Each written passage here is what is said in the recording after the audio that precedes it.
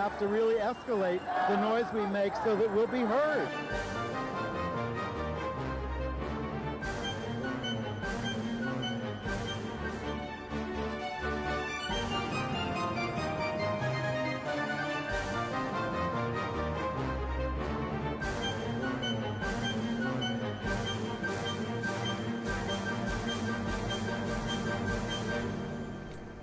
Hello, everybody. Welcome to Gay USA. I'm Ann Northrup, and wearing the same shirt as in the opening. I'm Chris Cooper, sitting in for Andy Hum, and one of the pleasures of sitting in for Andy during the summer is that summertime, the living is easy, there's no news, and it's nice and slow. Not this time. I will now start talking at 90 miles an hour in an attempt to get through all the news before this 57 minutes and 30 seconds is over. Andy is away this week and next. Chris is our great sub who sits in, and we're happy to have him. He'll be here this week and next. Thank you, Chris. Glad to be here. In the news this week.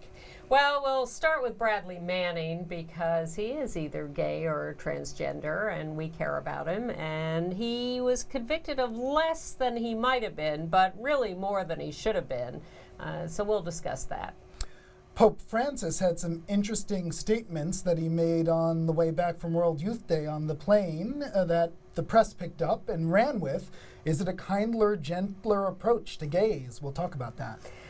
Yeah, don't hold your breath. But the thing we're going to really spend a lot of time on is Russia, because it continues to get worse there. It's more and more in the headlines. Everybody is responding. I'm just back from a big vodka dump at the Russian consulate in New York. I'll tell you all about that. Because the fight back has begun, and it is worldwide and important and urgent, and we'll tell you how you can get involved too. And in the aftermath of the DOMA decision, there's a push for gay marriage in various states, and we'll tell you what's been going on. Some good stuff.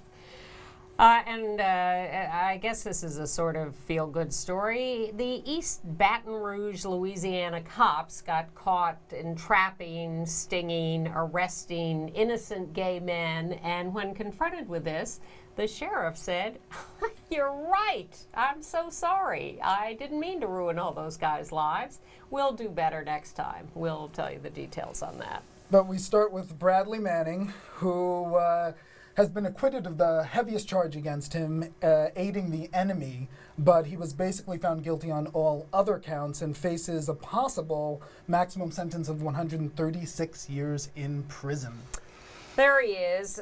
He was convicted on counts of espionage, which many of us think were illegitimate because he wasn't being a spy. He was being a whistleblower. He was making public the information that came across his path of what the United States military was doing wrong in killing civilians around the world, in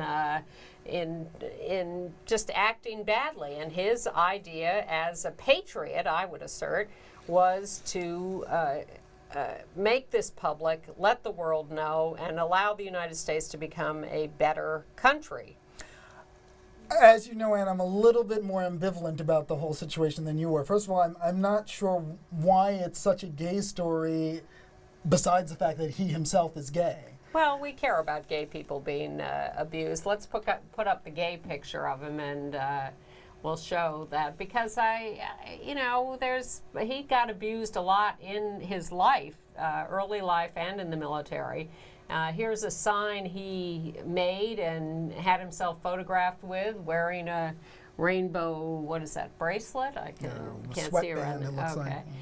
Equality at the house, at the classroom, at the workplace, at the battlefield, everywhere. The New York Times profile of him today, as the verdict was reported, was of him falling in love with another man, of him having questions about his gender identity, of pouring out his heart to a guy online who then was the one who turned him in.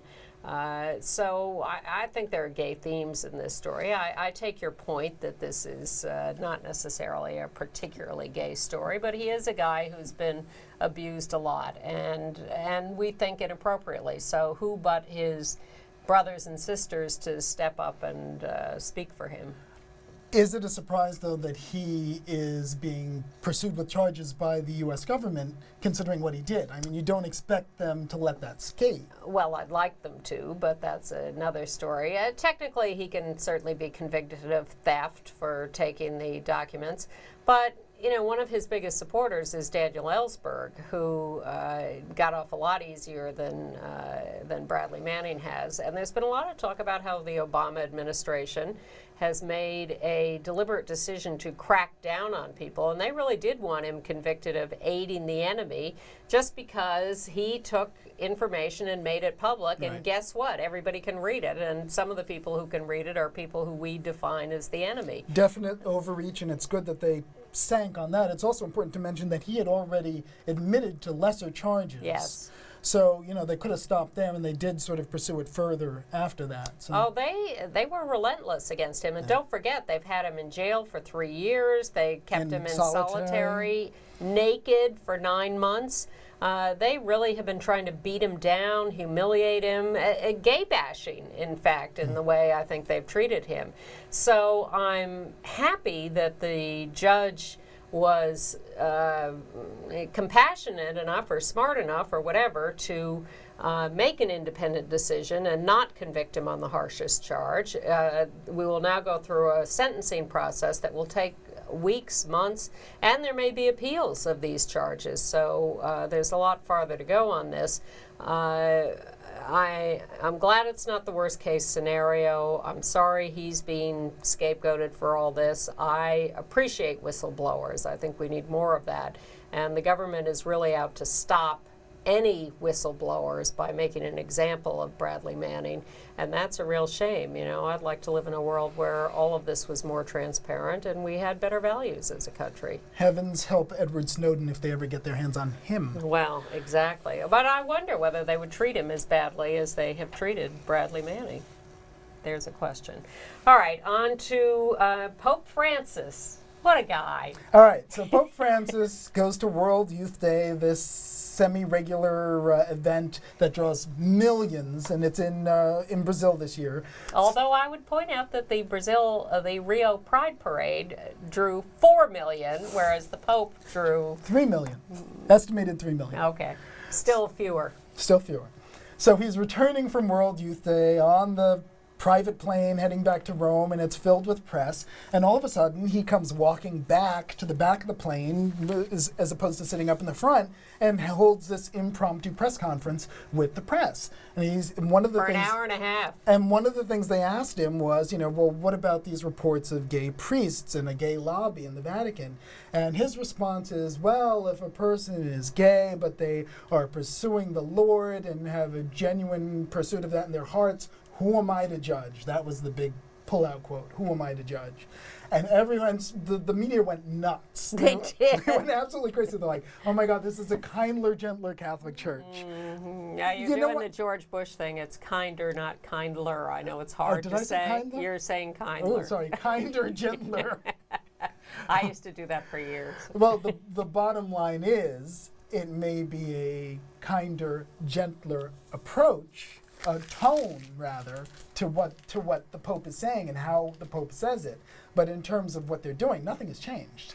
Exactly. And the reason he sounds good is because he's being contrasted with his predecessor, Benedict, Right. who I want to call him self-loathing, but I don't know that he hates himself.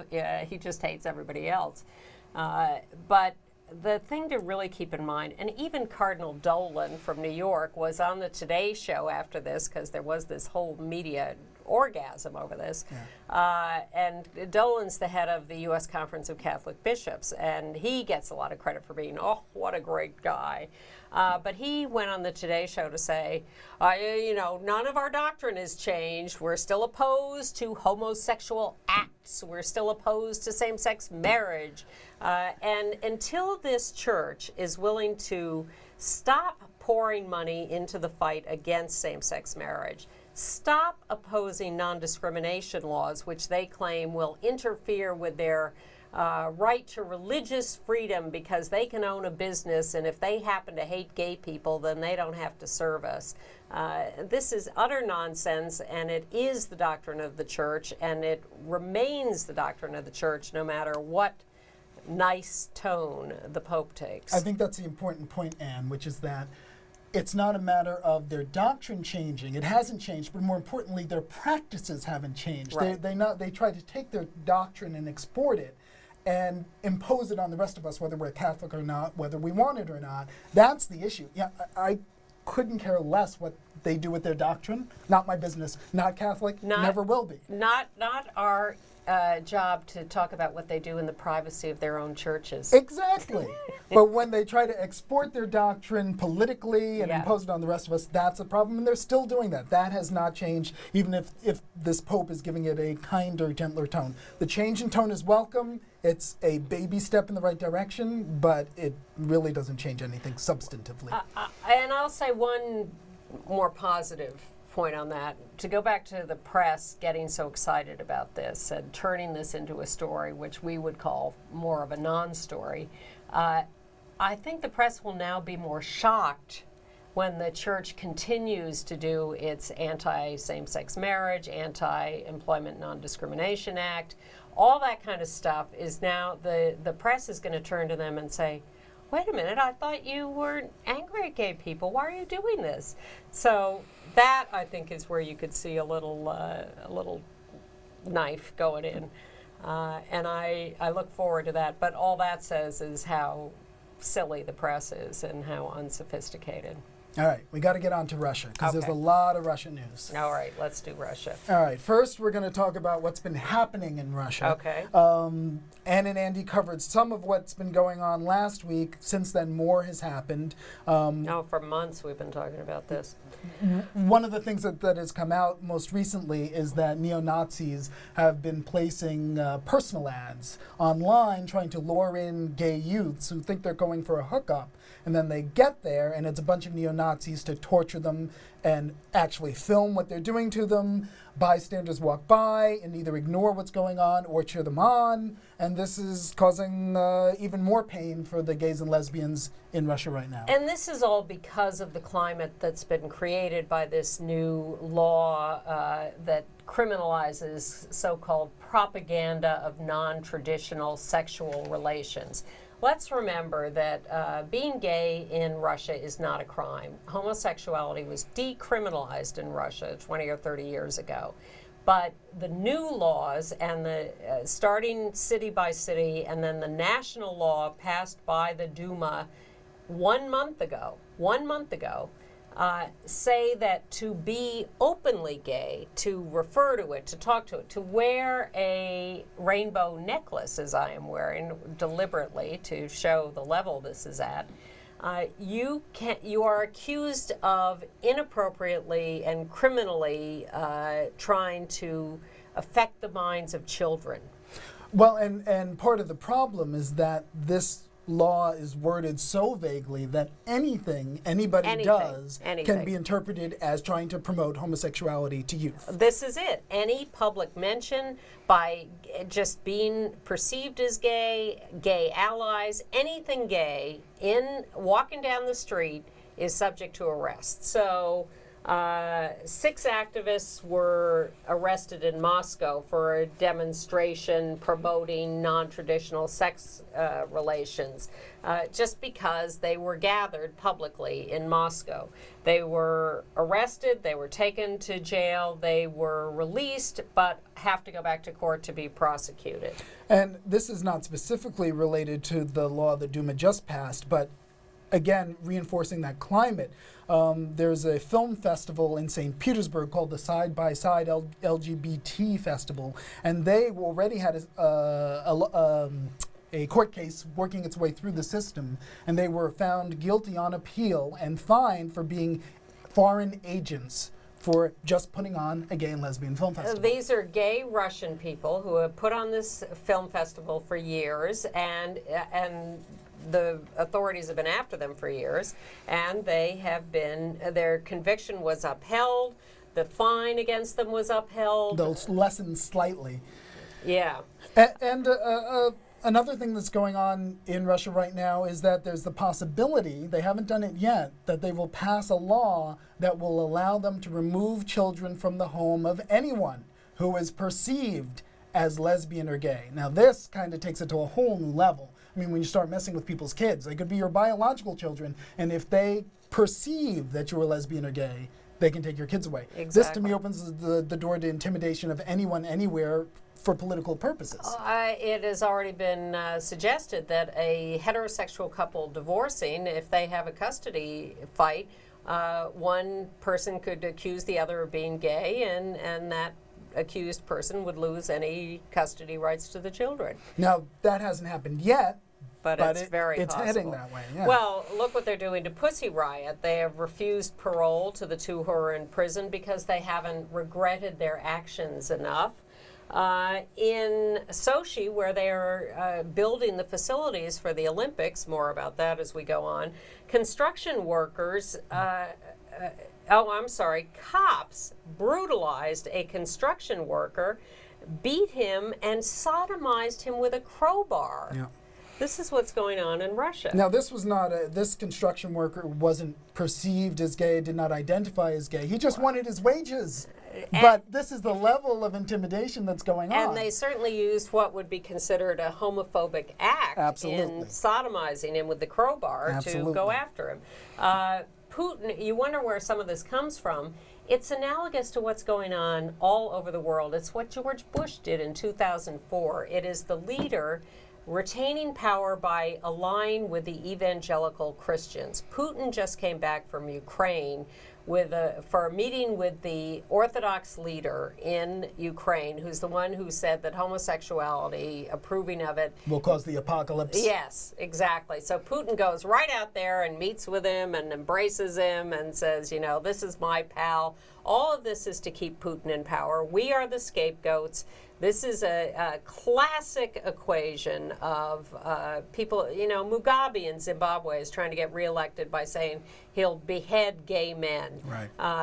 The Uganda people are trying to stay in power by continually dangling the possibility of this kill the gays bill. But I don't want us to leave the impression that this is merely coming from the political classes. There is actually widespread support in Russia for these anti-gay policies. But that's why the political classes do it, Right.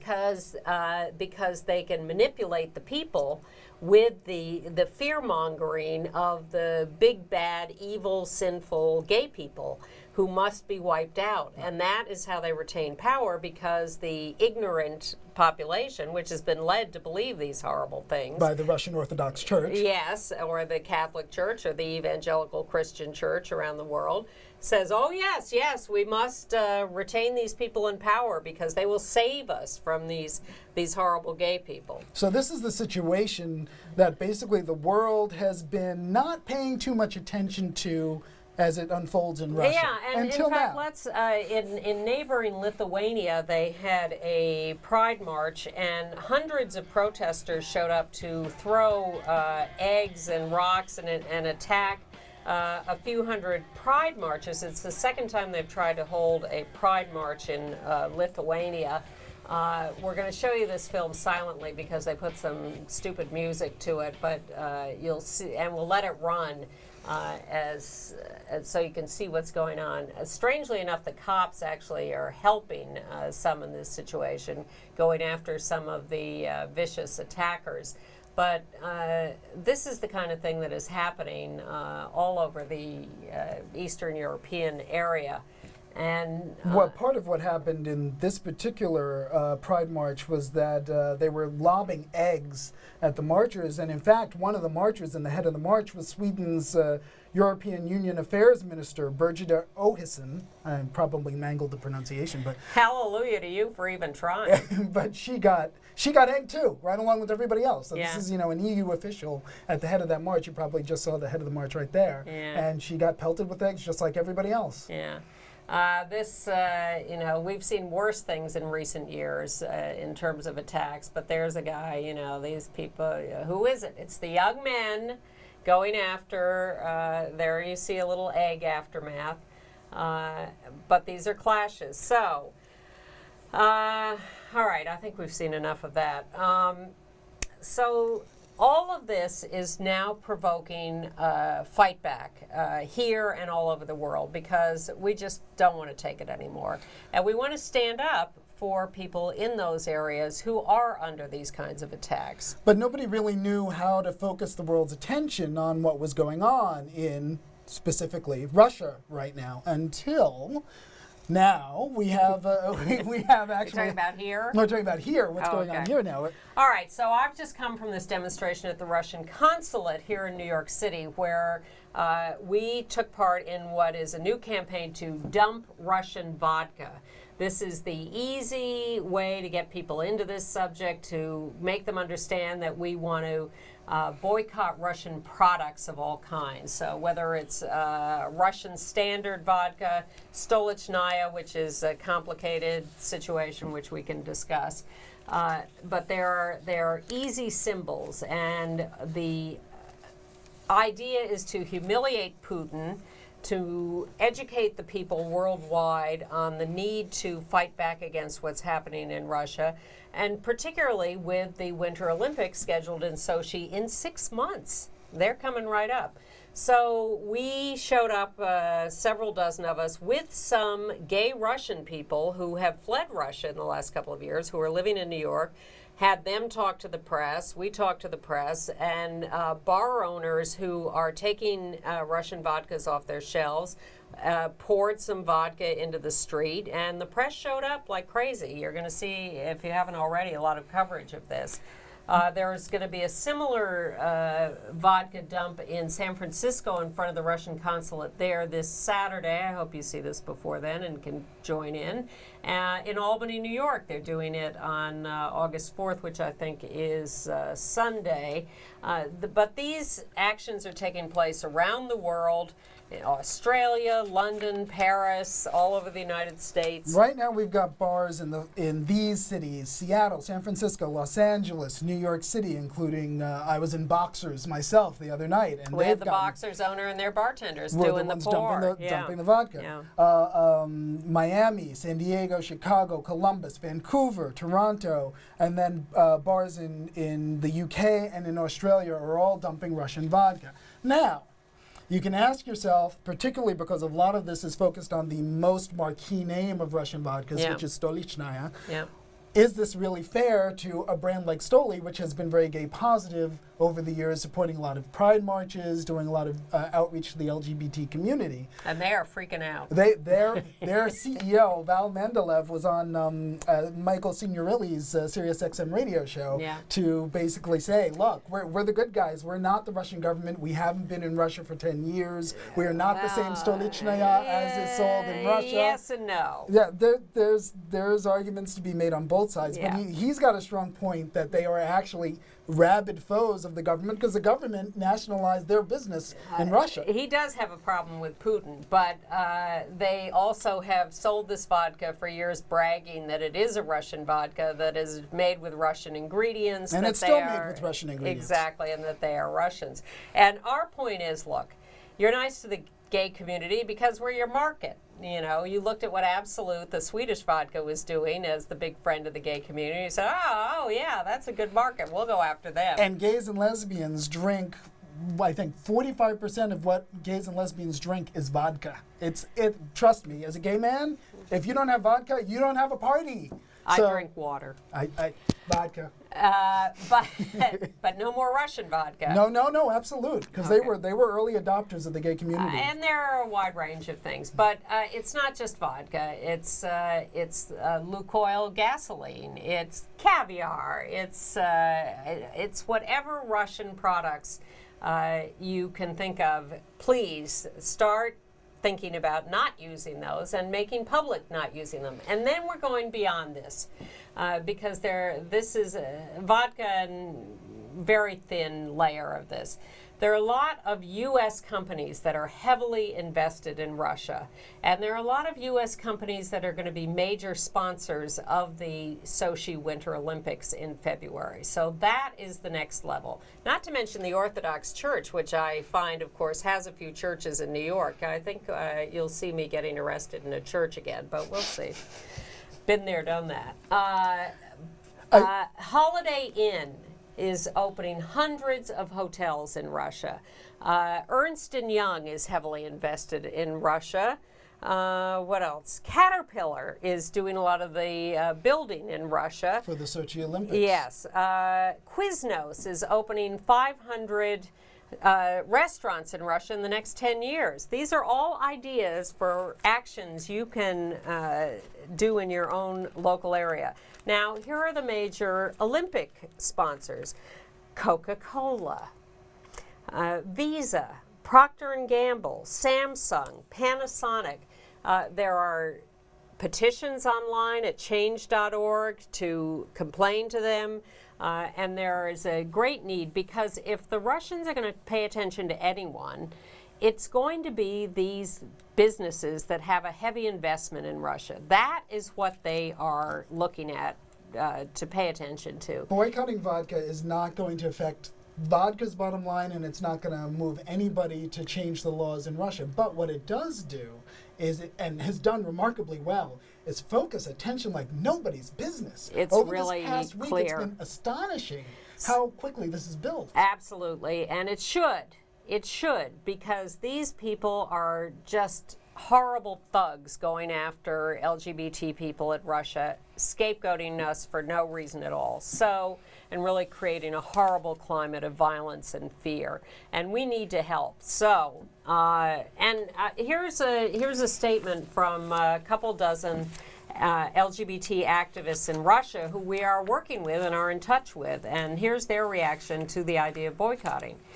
Dear friends, international support is essential for the survival of Russia's LGBT community right now.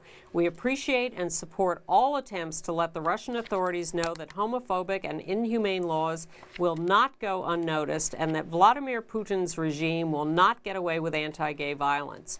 We speak out in favor of boycotting Russian goods and companies and the Olympic Games in Sochi.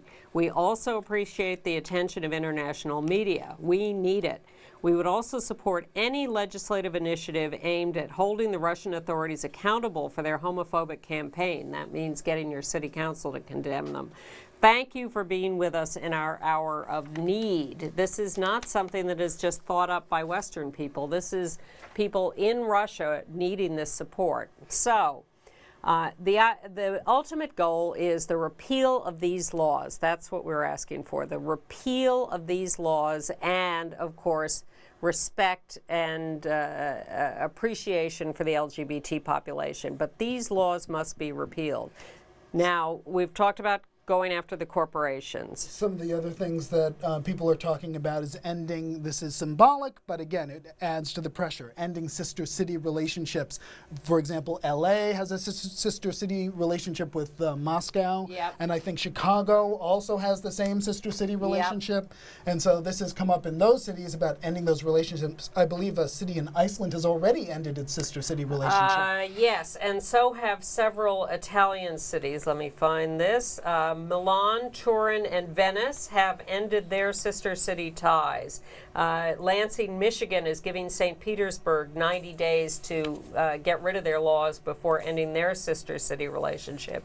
Equality Illinois has asked Chicago to get rid of Moscow as a sister city and cancel Russia Day in Chicago, which is a big deal, and cancel tourism and business with Russia. Canada has warned its citizens about traveling to Russia. A travel advisory.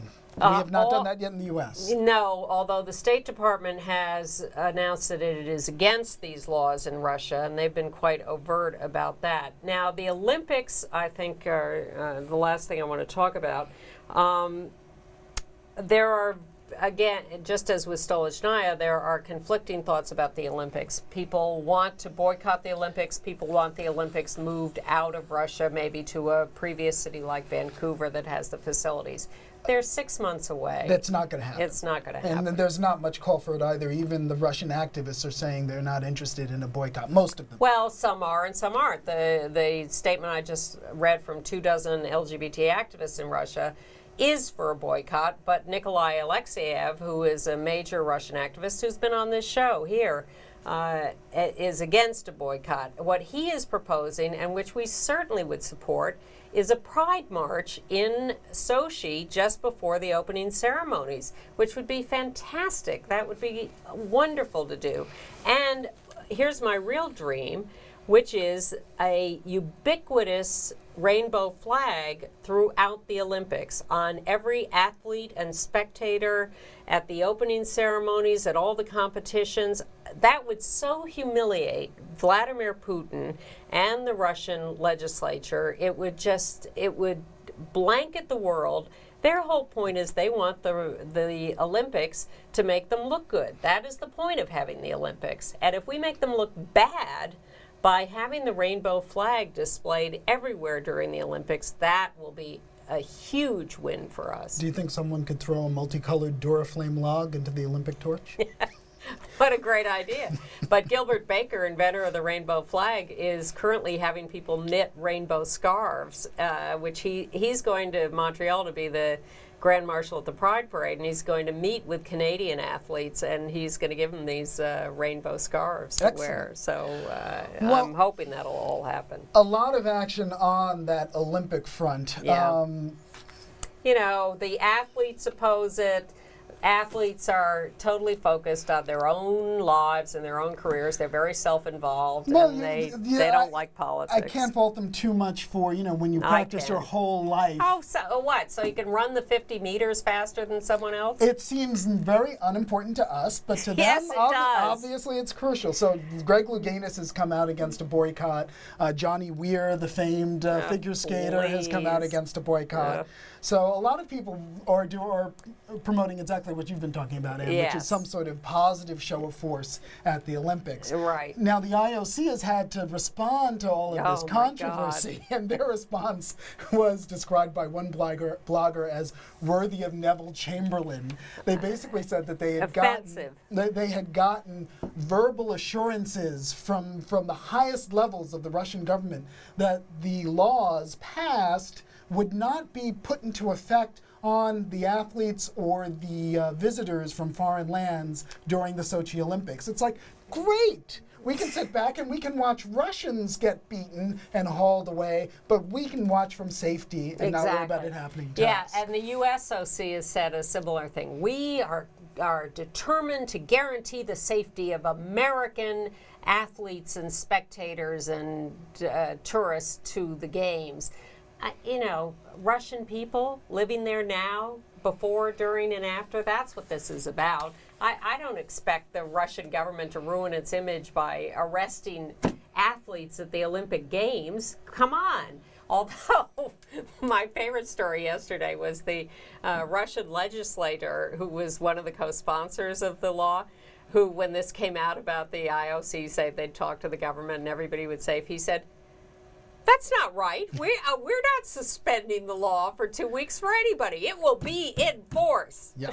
He basically says there's no mechanism to suspend a law that has been lawfully passed by the Duma. So trust me, it's called non-enforcement. Very easy to do.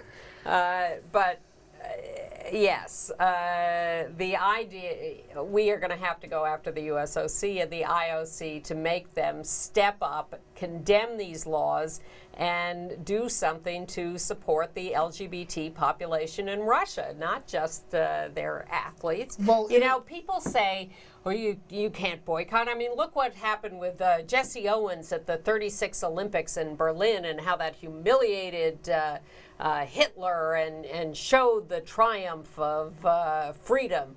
And we say, excuse me, did that stop Hitler from killing 6 million Jews? Did it? And we kept Jews from competing. Well, I don't think anyone argues that if we had boycotted those Olympics, it would have stopped Hitler from killing 6 million Jews. So no, but going and competing in Berlin in 1936 did nothing but make Hitler look good and support his regime.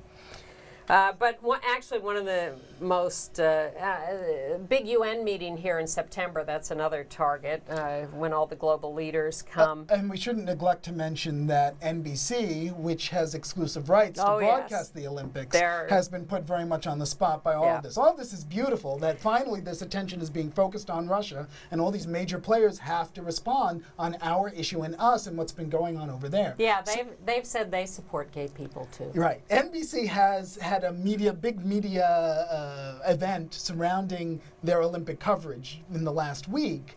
Perfectly timed for our purposes, because all of this news coverage on the Russian activities and on the boycott all came to a head this week. So they had to actually answer at this media event about our issues and about what they were going to do since they were covering the Olympics. And they said, oh, well, if this becomes an issue that impacts the Olympics, then we'll cover it. Yeah.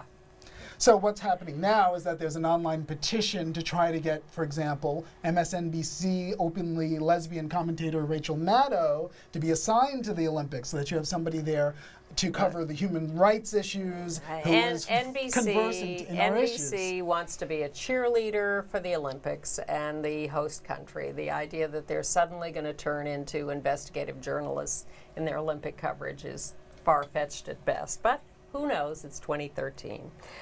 September 8th, there will be kiss-ins at Russian embassies and consulates all over the world. You could take part in that. And I just want to end this by noting a story I read yesterday on policymic.com. That's policymic.com. I should have given that as a chyron, but you can write that down, policymic.com.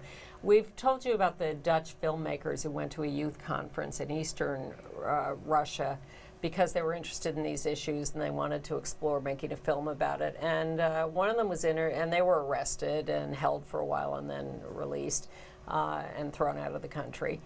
And one of them was interviewed on this website, policymic.com, and he talked about the process of getting interested and deciding to go talk to these youth. And he said in planning to go, he thought maybe he'd find 2 or 3 people to talk to. And he got to this camp in eastern Russia with the desire to talk about LGBT issues to LGBT young people. And he found dozens of people lined up waiting to talk to him. Dozens in a line. And that just sent chills down my spine, thinking about how many LGBT people in Russia are living under this vicious attack and how desperate they are to get our help, to talk about it, to do something about it. So that's why we've spent so much time on this today, because it's important. If I can add 2 quick postscripts, Sure. which are about people actually going and doing something to help people in Russia. Okay. One is that in a local New York City bar, Splash, that is closing within a week or so, a bunch of activists from ACT UP went in there when they were actually having a Stoli Guy contest in Splash with all of this going on, unrepentant. And so these ACT UP activists went in there and disrupted it and protested it, and hats off to them for doing that. Yeah. And the other thing I want to mention is just in terms of activism and what you can do to help in Russia, one of the viewers of this show actually has taken an initiative on her own, and she's mentioned another thing we can boycott, which is Kaspersky antivirus software. Thank you, Linda in Bloomington, Indiana, for mentioning that Kaspersky antivirus is one of the biggest Russian exports there is. So if you can get rid of that, you're doing your part too to help the folks in Russia. And on September 26th, the Metropolitan Opera will be premiering a new production of Eugene Onegin, a Tchaikovsky, gay Russian composer, starring 2 pro-Putin singers. Anna Nebtrenko, Anna Nebtrenko, the singer, and the conductor, Valery Gergiev, or I'm probably mutilating the name. We're going after you because we want you to change your tune. That was a musical reference. All right. All right. Other news. Yes, please. All right. All right. Let's go to marriage news because we've got some good news there. Exactly. And what's of it? First of all, marriages start in Minnesota tonight.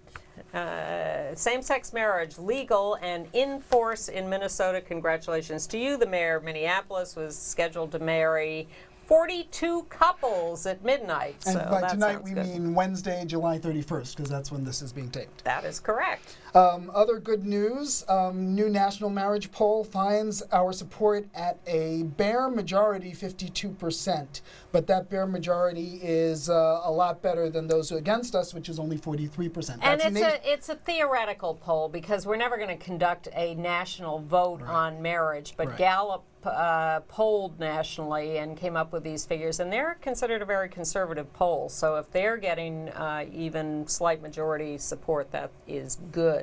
The district court in Eastern District of Pennsylvania has taken the Windsor decision for the Supreme Court and decided that a lesbian should receive the death benefits from her late wife's law firm employer. They were married in Toronto. They lived in Illinois. And even though Illinois just has a civil unions law, and Pennsylvania, where this case was brought for, I can't remember what reason, but I remember talking about this case years ago, doesn't recognize anything. Well, the wrinkle that's involved here is that this company, it's a private company, so this Yeah. is private benefits, but the wrinkle is that they have to obey ERISA laws. And ERISA laws are federal. Yeah. And the federal government, because of the DOMA decision, now recognizes spouse as meaning husband and husband, or a wife and wife, or a husband and wife. Therefore, by that definition of spouse, her employer has to provide her with the death benefits. Beautiful. It's a great precedent because it didn't rely on where they lived. It relied on the fact that they were legally married, and that's all that counted, no matter where they lived. The parents of the late woman had come in and tried to claim the benefits, and this had been going on for several years, but somehow the court delayed this and made their decision after the Supreme Court got rid of DOMA, and that is a beautiful precedent. Now, at the same time in Pennsylvania, we've been following the sort of rogue effort to conduct marriages there. There's a marriage Montgomery lawsuit. County, Pennsylvania. There's a lawsuit that's been started by the ACLU, and there is maybe a marriage proposal in the legislature. But meanwhile, Montgomery County, a suburb of Philadelphia, the officials there decided, you know what? We're going to start issuing marriage licenses to same-sex couples. So they have done so, and the state health department has gotten involved now, finally, after about a week or almost a week of Montgomery County issuing these licenses. The Pennsylvania Health Department, which processes the licenses, is now suing to have that stopped. But we have a lovely local news report on the marriages that a viewer sent us and pointed out to us, and it's so charming that we thought you would like to see it. So let's see if we can roll the Pennsylvania story. The legality of same-sex marriage licenses being handed out in Montgomery County, which started last week. Either way, though, same-sex couples continue to take the opportunity to put on paper what they already feel inside. Action News reporter Jennifer Joyce joins us live from Wynwood with more. Jennifer. Well, Walter, within the last couple of hours, we watched two women get married on their front lawn around the corner. Earlier today, we watched two men tie the knot in Collegeville. Both couples received their marriage licenses on Wednesday, and today they were just thrilled to be celebrating this long overdue milestone with family and friends. Today was overwhelming. Robert Pillay of Collegeville says exchanging wedding vows with his partner of more than a decade is a big step in the right direction. I love him for 15 years, and it's about time that this is happening. Pillay and Nick Vlysagovich received their license to wed on Wednesday in Montgomery County, where officials believe the move is legal within state constitutional rights, even though same-sex marriage is still against the law in PA. We have to make a statement.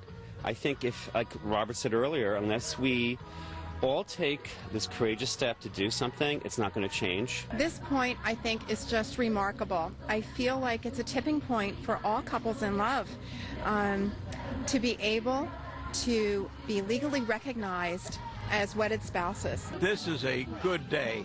I'm so proud I could bust. Paulet's father, Mike, feels that marriage is an equal right for all. Thomas Jefferson said, all men are created equal.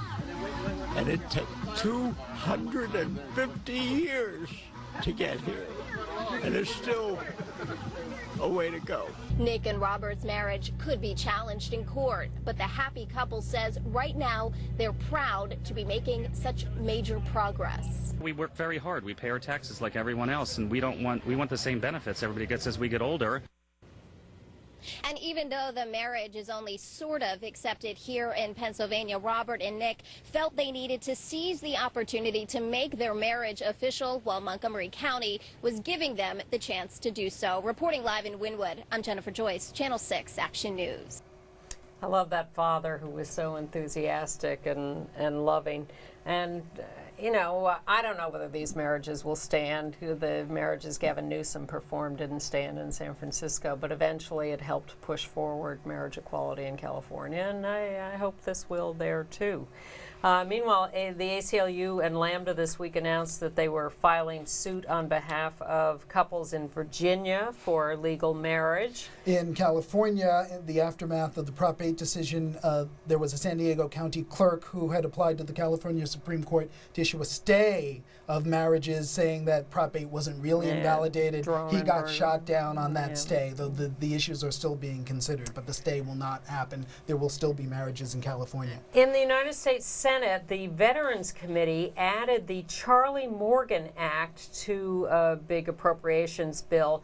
This is named for the New Hampshire military woman who had cancer and was begging for her wife to be able to get benefits when she died. She died before DOMA repeal.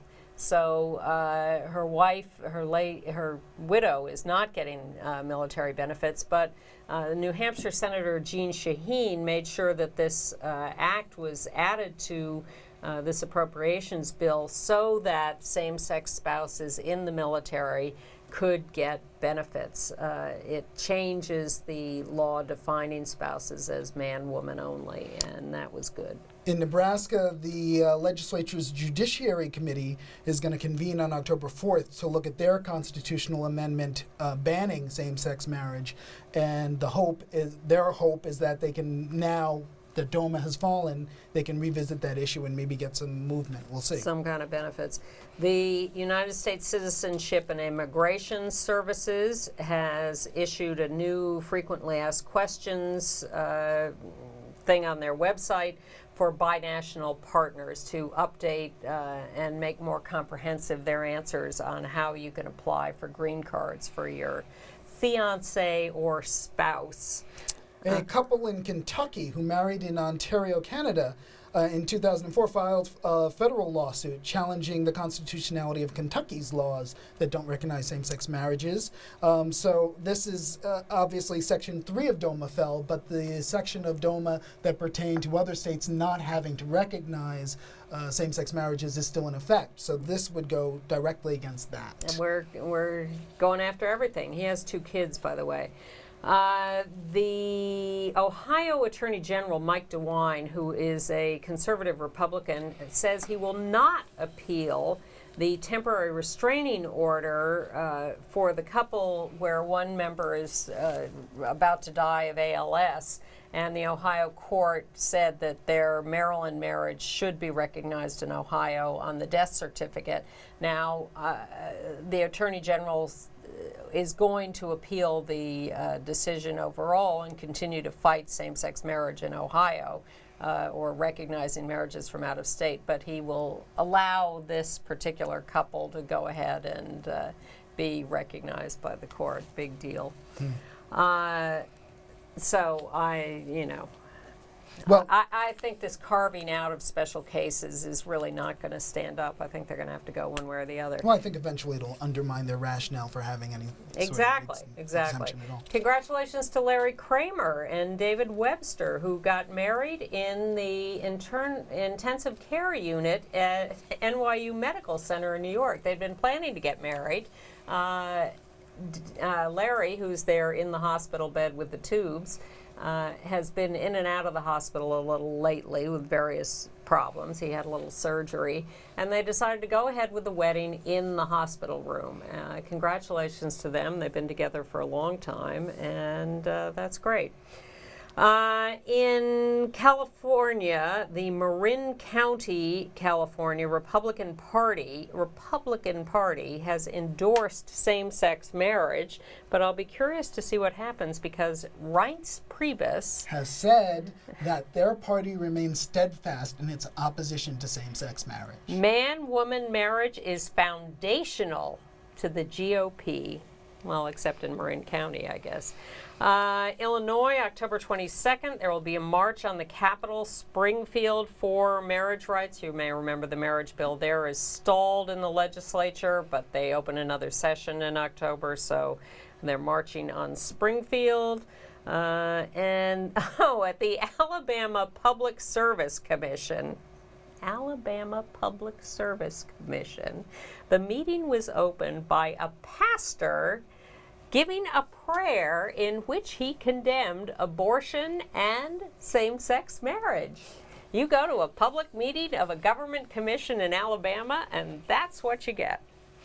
Well, related to marriage news, a new study has found that, shocker, early bonding between parents and their adopted children does not differ between same-sex parents and opposite-sex parents. So, wow, it's a big surprise there. And thank you to the viewer who sent me something someone wrote that it's not a surprise that marijuana legalization and same-sex marriage legalization have happened together because, as it says in Leviticus 20:13, if a man lays with another man, he should be stoned.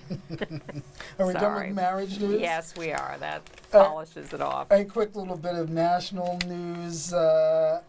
Apropos of nothing, televangelist Pat Robertson thinks that being transgendered is not a sin. Big of him. There are many men who are in a woman's body and they want a sex change, and that is a very permanent thing. I don't think there's any sin associated with that. I don't condemn somebody for doing that. I don't think that's a good Pat Robertson imitation, but whatever. I was probably too kind. Baton Rouge, Louisiana, East Baton Rouge. The Baton Rouge Advocate newspaper, no relation to the Gay Advocate magazine, published an expose, found that the sheriff's office was going into parks, entrapping gay men, luring them into sex at home in private. Mind you, these are not gay men who are looking to do it in the park. It's not like in that. The park. They're not paying for for money. Yet they were arrested. About a dozen of them had been arrested, and the newspaper pointed out that that was not legal, that the sodomy laws had been overturned by the Supreme Court 10 years ago. And that when these cases were passed on to the prosecutor said, there's no crime involved here. We're declining to prosecute anything.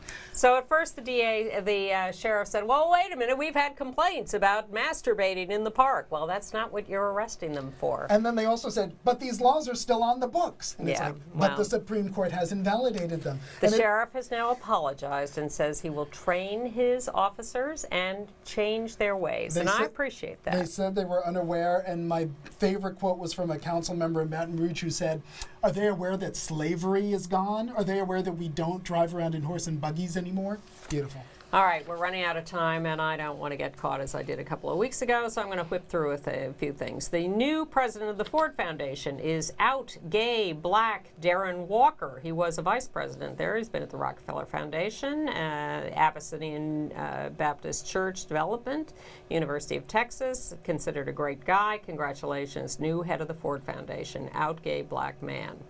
California, the Arcadia School District has settled with the U.S. Department of Education, will treat a transsexual student equally and properly.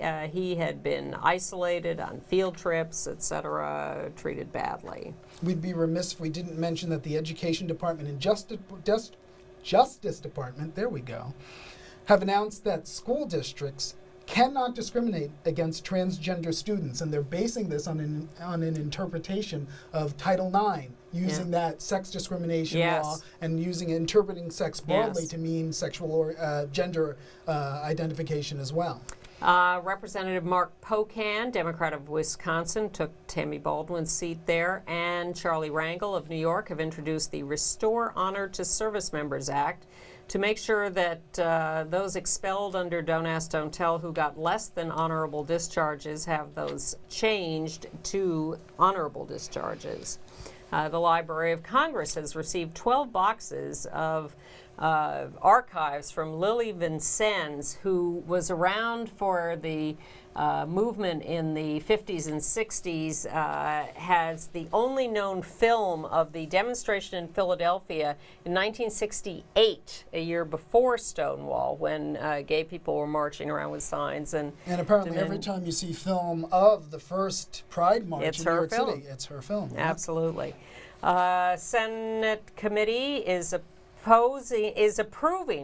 Senate committee has approved a measure that would insist on non-discrimination for jury selection on the basis of sexual orientation or gender identity. At the moment, those laws exist very rarely, and you can be thrown off a jury just for being gay if they don't want a gay person on the jury. This would change that and make that illegal.